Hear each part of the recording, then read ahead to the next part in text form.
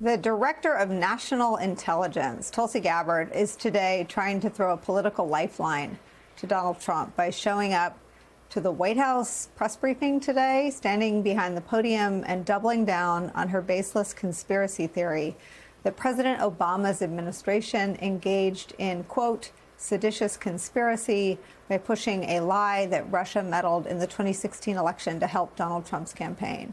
A conspiracy so outrageous and dangerous, it drew an exceedingly rare rebuke from President Obama's office yesterday. When pressed today by reporters on how she could possibly conclude that Russia did not try to boost Donald Trump's campaign in 2016, when everyone who has ever investigated this question has made that conclusion, here is what Tulsi Gabbard said. The Senate Intelligence Committee spent several years looking into this and unanimously agreed in a bipartisan fashion, Secretary of State Rubio was a member of that committee, that there was no political interference. There was a years-long Justice Department investigation into this as well that also concluded no political interference. So help us, from a 50,000-foot level, explain, what do you now have that refutes those two? Sure. I will encourage you, in my role as the Director of National Intelligence, my job, again, as I said when I came into this role, was to make sure that we are telling the truth to the American people and that we are ensuring that the intelligence community is not being politicized. So I'm not asking you to take my word for it. I'm asking you and the media to conduct honest journalism.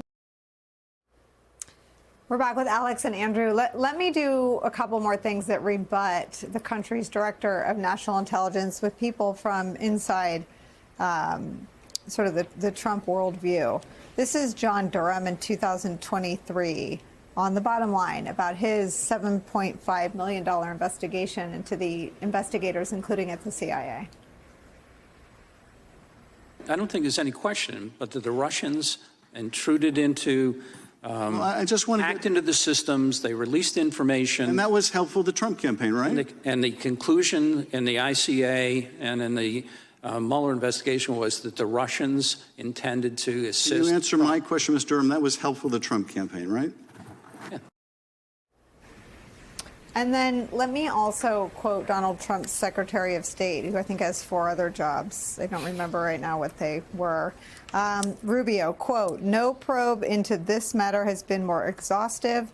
And that probe found this, quote, Moscow's intent was to harm the Clinton campaign, tarnish an expected Clinton presidential administration, help the Trump campaign after Trump became the presumptive Republican nominee, and undermine the U.S. democratic process. So none other than Marco Rubio and John Durham found the opposite of what Tulsi Gabbard is saying from behind that podium in the White House briefing room, Andrew. She's saying it, but if you noticed, she has no facts to support what she's saying. And that's really the issue here. What are the facts? And the reporter's question was an excellent one. What facts are you now saying you're aware of that change the unanimous conclusion? And by the way, having been on the Mueller investigation, you can read in black and white what the Russians were doing. This isn't something you need to speculate. This is not a sort of, gee, I infer from all this evidence what is going on. They say it in black and white over and over again, and then they take actions consistent with that. And so you're really seeing the politicization of national intelligence. I mean, that could not be more insidious in terms of what the public is entitled to. And it's an area where it's so important that it be on a bipartisan way that it's conducted, which is why the Senate report, which was bipartisan, was so important and needs to be adhered to. So this, it really is important for people, I think, to see the big picture here in terms of people being misled. Final quick point is what Tulsi Gabbard is trying to say is that there is insufficient or no evidence that the Russians actually were able to get into voting machines. And that is something that has been consistently the position of prior administrations, is that in 2016, the Russians weren't able to actually manipulate votes. But that is a very different issue than what they did conclude unanimously at the John Durham level, at the Senate Intel level, at the Mueller level, which was that they were hacking into Democratic emails and releasing them in a way that would hurt the Democrats, that they were posing as Americans and fomenting dissent and distrust of Democrats and trying to help Donald Trump. Those are two separate things. And this is an example just connected to your prior segments of really, I think, thinking that the people you're talking to in your base are that stupid and gullible that you can just say whatever you want with no factual support, and they're just going to be led by the nose. But here, facts really matter here, and there's just no question, and that's why this story has really gotten very little play, and it's so obvious that it's a way to try and distract from the Epstein matter to protect the president.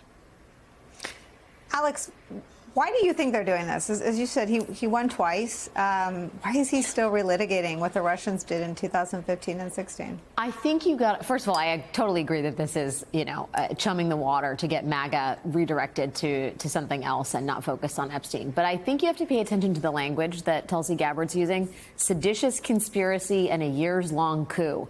Nicole, what else what other moment in American history do we use the words coup and seditious conspiracy around? January 6th. I think this is driven in large part by Donald Trump's deep desire to not be the only president with a mugshot.